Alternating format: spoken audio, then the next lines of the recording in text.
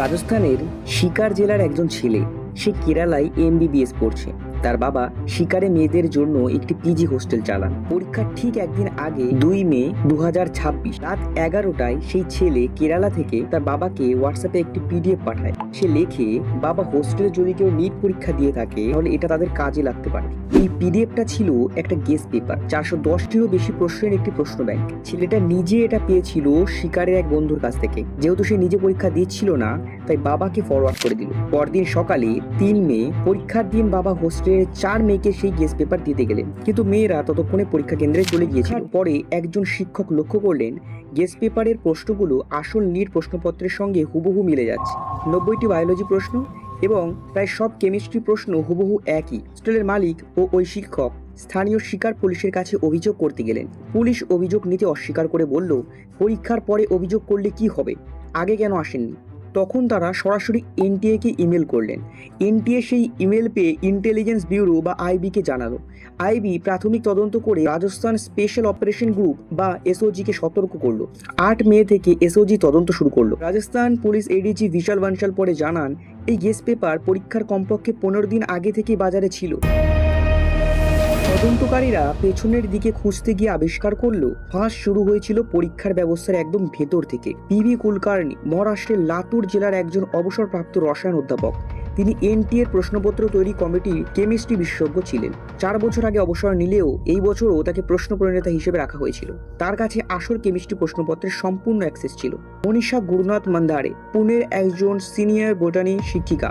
তিনিও এনটিএ এর প্রশ্নপত্র তৈরি কমিটির সঙ্গে যুক্ত ছিলেন এবং বায়োলজি প্রশ্নপত্রের সম্পূর্ণ অ্যাক্সেস তার কাছে ছিল। এপ্রিল 2026-এর শেষ সপ্তাহে কুলকার্নি ও মান্দারে দুজনই আলাদাভাবে পুনেতে তাদের নিজেদের বাড়িতে বিশেষ কোচিং ক্লাস আয়োজন করলেন।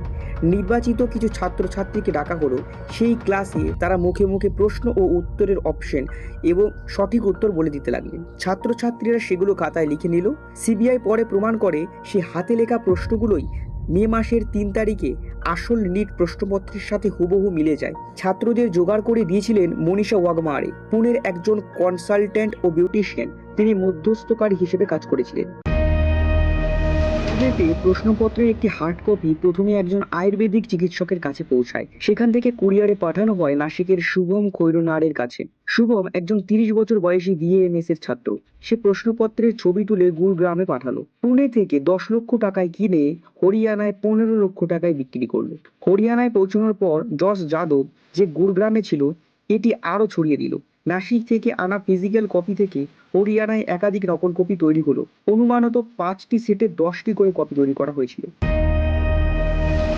যশ যাদবের কাছ থেকে দীনেশ বিওয়াল ও তার ভাই মনিলাল বিওয়াল রাজস্থানের জয়পুরের জামাওয়া রামগড়ের বাসিন্দা 15 লক্ষ টাকা 120টি প্রশ্নের গেস পেপার কিনলো। দীনেশ হার্ড কপি স্ক্যান করে পিডিএফ বানালো। 29 এপ্রিল সে শিকারে গিয়ে তার ছেলের কাছে প্রশ্নপত্র পৌঁছে দিল। তদন্তকারীরা মনে করেন দীনেশ কমপক্ষে 10 জনকে এই উপাদান শেয়ার করেছিল। শিকারের রাকেশ মান্দওয়ারিয়া এরপর এটি আরো বহু ছাত্রের কাছে পৌঁছে দিল। দীনেশ বিওয়ালের পরিবারের 4 জন সন্তান 2025 সালে নিট পরীক্ষায় উত্তীর্ণ হয়ে বিভিন্ন মেডিকেল কলেজে ভর্তি হয়েছিল। এসওজি সেটাও তদন্ত করছে। তদন্তকারীরা প্রাইভেট মাফিয়া নামে একটি হোয়াটসঅ্যাপ গ্রুপ খুঁজে পেল। প্রায় 400 সদস্যের এই গ্রুপটা শুধুমাত্র ফাঁস হওয়া প্রশ্নপত্র শেয়ারের জন্যই তৈরি করা হয়েছিল। গ্রুপের বিবরণী লেখা ছিল, বাইরে ফরওয়ার্ড করা যাবে না। পরীক্ষার 45 ঘন্টা আগে প্রশ্নপত্র মডেল প্রশ্নপত্র সাজিয়ে এনক্রিপ্টেড মেসেজিং অ্যাপে ছড়িয়ে দেওয়া হয়। মধ্যস্থকারীরা 25,000 টাকা অগ্রিম নিত।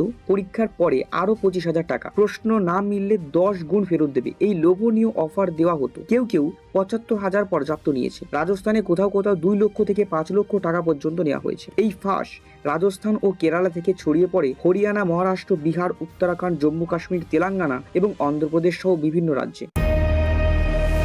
12 মে 2026 এনটিএ সরকারিভাবে নিট 2026 পরীক্ষাকে বাতিল বলে ঘোষণা করলো। সরকার তদন্তভার সিবিআই এর হাতে দিল। সিবিআই মামলা নথিভুক্ত করে বিশেষ দল গঠন করলো এবং দেশের বিভিন্ন প্রান্তে তল্লাশি চালালো। এখনো পর্যন্ত 9 জন গ্রেপ্তার হয়েছেন দিল্লি, জয়পুর, গুরগ্রাম, নাসিক, পুনে এবং আহিল্যনগর থেকে। পিভি কুলকার্নি, মনীষা গুরনাথ মান্দারে, মনীষা ওয়াঘামরে, শুভম খৈরনার, যশ যাদব, দীনেশ বিওয়াল, মনিলাল বিওয়াল, বিকাশ বিওয়াল, ধনঞ্জয় লোখান্ডে। সিবিআই দিল্লিতে এনটি অফিসেও তল্লাশি চালিয়েছে এবং ল্যাপটপ, মোবাইল, ব্যাংক ডকুমেন্ট জব্দ করেছে।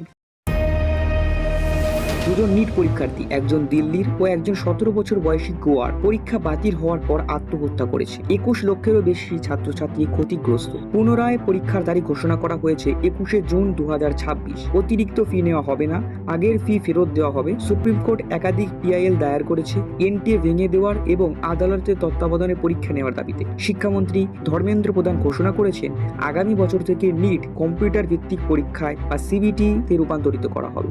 अगले साल से नीट की परीक्षा कंप्यूटर बेस्ड टेस्ट से होगी। ধন্যবাদ ভিডিওটি দেখার জন্য। জয় হিন্দ, জয় ভারত।